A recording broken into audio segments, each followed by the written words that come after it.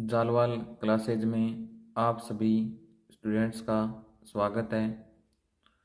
आपकी सहायता के लिए बोर्ड परीक्षा 2024 को देखते हुए आपको जियोग्राफी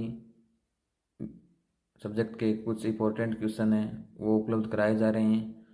आप इन क्वेश्चनों पर पूर्ण रूप से निर्भर न रखें, साथ में अपना बोर्ड द्वारा निर्धारित सिलेबस है उसका भी अध्ययन करें।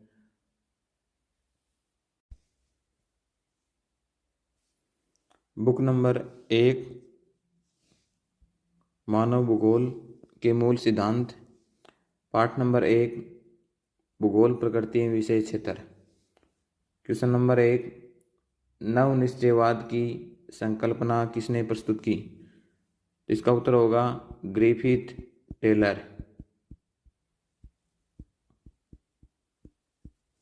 क्वेश्चन नंबर 2, प्रेटजेल की परिभाषा लिखो। मानव भूगोल मानव समाजों और धरातल के बीच संबंधों का संश्लेषित अध्ययन है। ये परिभाषा किसने दी थी? प्रेटजेल ने। क्वेश्चन नंबर 3, सामाजिक भूगोल के 2 उपक्षेत्रों के नाम बताइए। तो पहला तो हो जाएगा सांस्कृतिक भूगोल, दूसरा लिख सकते हैं ऐतिहासिक भूगोल। किताब के अंदर 5-6 उपक्षेत्र दिए हुए हैं, कोई भी 2 लिख सकते हो आप। क्वेश्चन नंबर 4, आर्थिक भूगोल के 2 उपक्षेत्रों के नाम बताइए। इसमें भी 5-6 क्षेत्र आपकी किताब में दिए हुए हैं, उसमें से कोई 2 लिख सकते हो। पहला लिख सकते हो विपणन भूगोल और दूसरा लिख सकते हो कृषि भूगोल। क्वेश्चन नंबर 5, नव निश्चयवाद को समझाइए। तो नव निश्चयवाद की अवधारणा थी वो आपको पता ही है, ग्रिफिथ टेलर ने दी थी। ये पर्यावरणीय निश्चयवाद और संभववाद के बीच का मार्ग है और इस नव निश्चयवाद का दूसरा नाम रुको और जाओ निश्चयवाद भी कहा जाता है।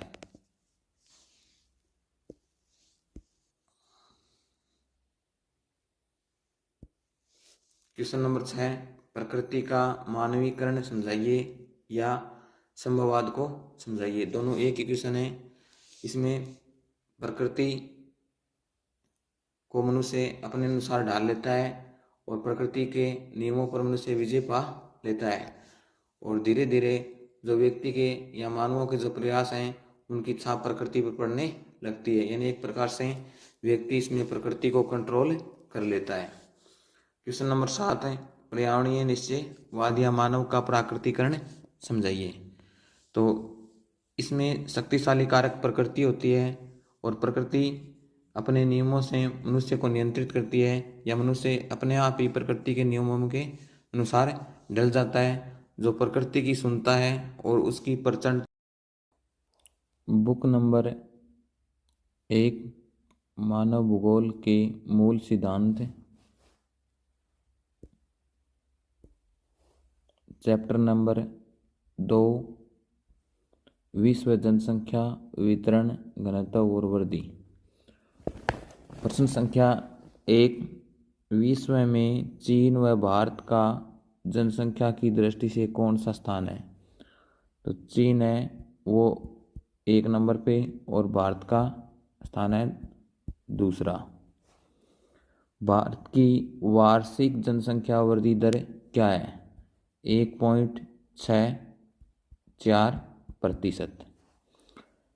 जननांकीय संक्रमण सिद्धांत की कितनी अवस्थाएं होती हैं?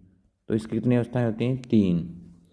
जनसंख्या परिवर्तन के कृत्रिम घटक। तो जनसंख्या परिवर्तन का कृत्रिम घटक होता है प्रवास, जबकि 2 घटक होते हैं जन्म और मृत्यु, वो क्या होते हैं? प्राकृतिक। जनसंख्या 5, जनसंख्या घनत्व किसे कहते हैं? प्रति वर्ग किलोमीटर क्षेत्र में रहने वाले लोगों की संख्या जनसंख्या घनत्व कहलाती है।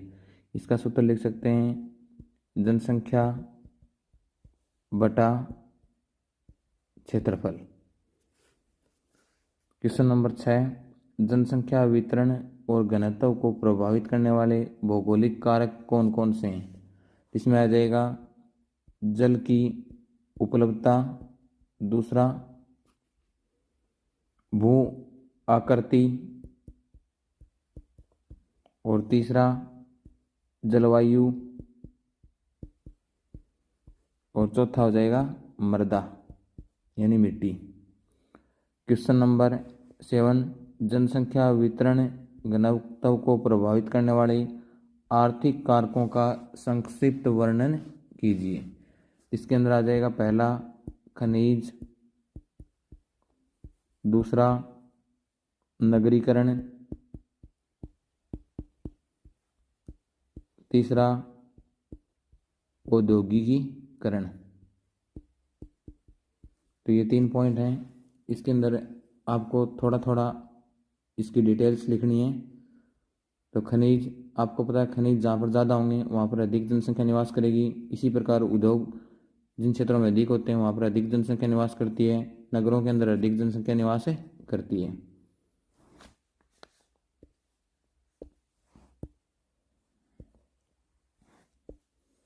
क्वेश्चन नंबर 8, जनसंख्या की प्राकृतिक वृद्धि किसे कहते हैं? तो जनसंख्या की प्राकृतिक वृद्धि में सिर्फ 2 ही शामिल होते हैं, एक तो जन्म और मृत्यु। तो इसके अंदर सूत्र लिखना होता है, जन्म तो होते हैं उसको प्लस कर दिया जाता है और मृत्यु को माइनस के रूप में दर्शाया जाता है। जनसंख्या की क्वेश्चन नंबर 9, जनसंख्या की वास्तविक वृद्धि किसे कहते हैं? तो इसके अंदर जन्म और मृत्यु, तो मृत्यु इसके साथ है, आवास और उत्प्रवास और आप्रवास भी शामिल होते हैं। यानी इसके अंदर जन्म को प्लस और आप्रवास को प्लस, माइनस मृत्यु और माइनस ही उत्प्रवास। क्वेश्चन नंबर 10, अशोधित मृत्यु दर को समझाइए, जिसे CDR कहते हैं। अशोधित मृत्यु दर को किसी क्षेत्र विशेष में किसी वर्ष के दौरान प्रति 1000 जनसंख्या के पीछे मृतकों की संख्या के रूप में व्यक्त किया जाता है। यानी किसी क्षेत्र विशेष में कोई क्षेत्र होता है, उसके अंदर 1000 व्यक्तियों के पीछे कितने व्यक्तियों की मृत्यु होती है, इसको अशोधित मृत्यु दर कहा जाता है। अशोधित जन्म दर या CBR को समझाइए। तो अशोधित जन्म दर में प्रति 1000 स्त्रियों द्वारा जन्म दिए गए जीवित बच्चों की संख्या के रूप में व्यक्त किया जाता है। यानी किसी वर्ष के दौरान प्रति 1000 स्त्रियों द्वारा कितने जीवित बच्चों को जन्म दिया गया, इसको ही अशोधित जन्म दर कहते हैं।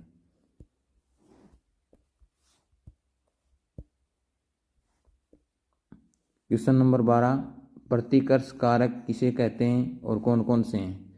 यानी सबसे पहले प्रतिकर्ष कारक वो होते हैं जो किसी व्यक्ति को अपना स्थान छोड़ने के लिए विवश करते हैं।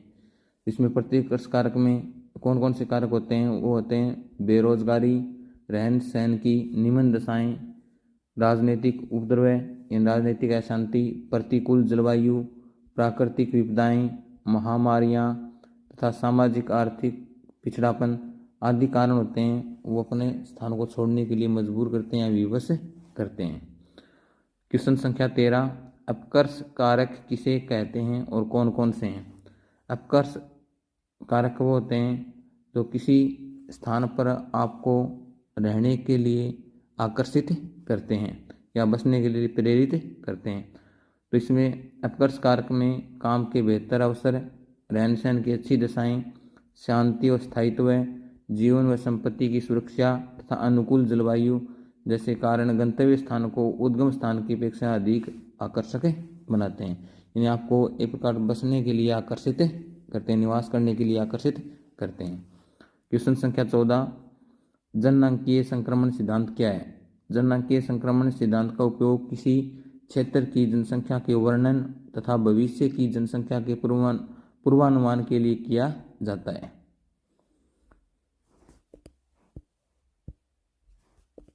क्वेश्चन संख्या 15, प्रवास किसे कहते हैं? तो प्रवास किसी स्थान को छोड़ना या नए स्थान पर आके निवास करना, यही प्रवास कहलाता है। इसमें एक गंतव्य बिंदु होता है और एक उद्गम स्थल होता है। तो कोई व्यक्ति किसी स्थान को छोड़ देता है किसी कारणों से, तो उसको कहते हैं उत्प्रवास। और किसी स्थान पर नए स्थान पर आके रहने लग जाता है, निवास करने लग जाता है, उसको कहते हैं आप्रवास। तो प्रवास में दो शामिल होते हैं, आप्रवास और उत्प्रवास। परिवार नियोजन और जनसंख्या नियंत्रण के दो उपाय लिखिए। तो इसके अंदर परिवार नियोजन आ जाएंगे। उसके बाद में इस पार्ट से जो इम्पोर्टेंट पर्सन हो सकता है वो थॉमस माल्थस का सिद्धांत हो सकता है।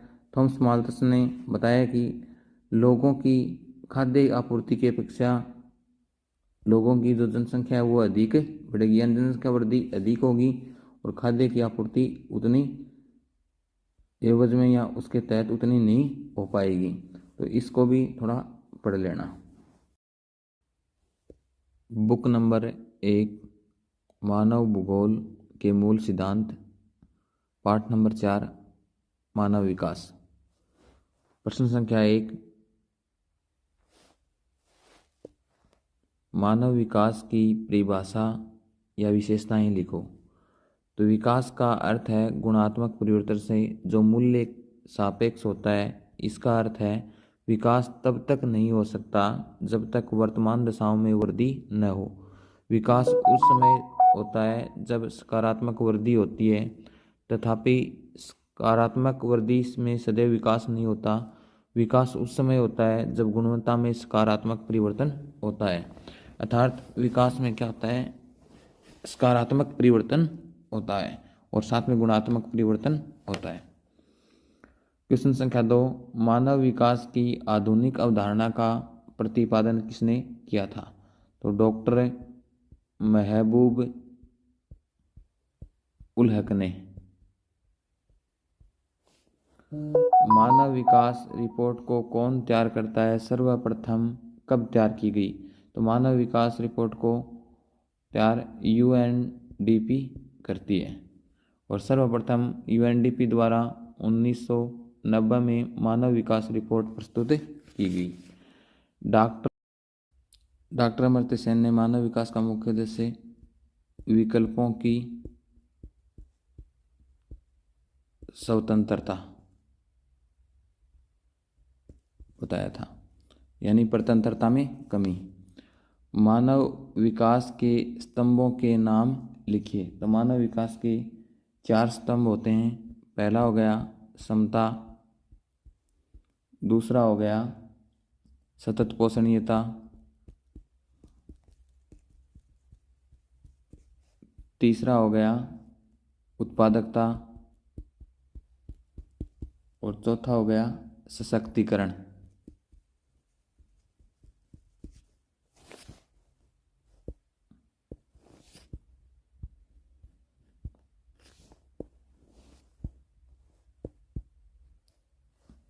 छठा क्वेश्चन, मानव विकास के संदर्भ में निर्वहन का अर्थ बताइए। यहाँ पर निर्वहन शब्द सतत पोषणीयता के लिए आया है। निर्वहन का अर्थ है अवसरों की उपलब्धता में निरंतरता। सतत पोषणीय मानव विकास के लिए आवश्यक है कि प्रत्येक पीढ़ी को समान अवसर मिले। समस्त पर्यावरणीय, वित्तीय, मानव संसाधनों का उपयोग भविष्य को ध्यान में रखकर करना चाहिए। इन संसाधनों में किसी एक का दुरुपयोग भावी पीढ़ी के लिए अवसरों में कम करेगा। यानी यहाँ पर निर्वहन का अर्थ सतत पोषणीयता से है।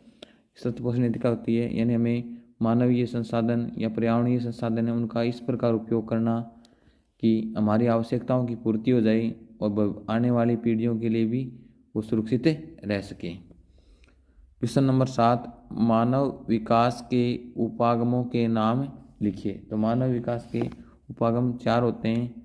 आय उपागम जो सबसे पुराना उपागम माना जाता है, दूसरा कल्याण उपागम जिसका संबंध सरकार से होता है, तीसरा आधारभूत आवश्यकता उपागम जो अंतर्राष्ट्रीय श्रम संगठन जिसे ILO कहते हैं उसने दिया था, और लास्ट है क्षमता उपागम। इसका संबंध है डॉक्टर अमर्त्य सेन से। 8वां क्वेश्चन, मानव विकास सूचकांक HDI का मान किसके मध्य होता है? ये होता है 0 से लेके 1 के मध्य। UNDP कौन कौन से सूचकांक तैयार करता है? तो UNDP HDI यानी मानव विकास रिपोर्ट तैयार करती है। दूसरा, मानव गरीबी सूचकांक को भी UNDP तैयार करता है। 10वां क्वेश्चन, मानव विकास का सबसे पुराना उपागम कौन सा है? आय उपागम। कल्याण उपागम का संबंध किससे है? सरकार से। यानी कल्याण उपागम के अंदर सरकार की ये जिम्मेदारी होती है कि वो जनसंख्या के लिए या लोगों के लिए अच्छी से अच्छी कल्याणकारी योजनाओं का प्रायोजित करे।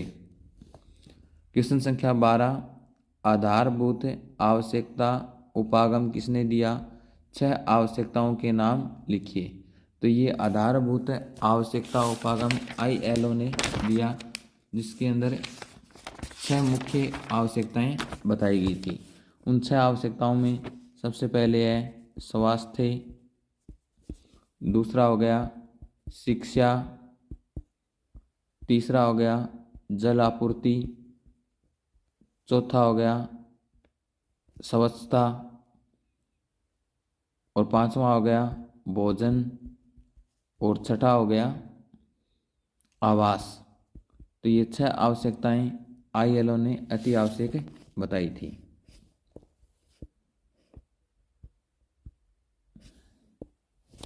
क्षमता उपागम का संबंध किससे है? डॉक्टर अमर्त्य सेन से। सकल राष्ट्रीय प्रसन्नता को सूचकांक में शामिल करने वाला देश कौन सा है? भूटान। विश्व में सर्वोच्च मानव विकास सूचकांक वाला देश कौन सा है? नॉर्वे। 2020 के अनुसार मानव विकास सूचकांक में भारत का कौन सा स्थान है? तो भारत का 131वां स्थान है 2020 की रिपोर्ट के अनुसार।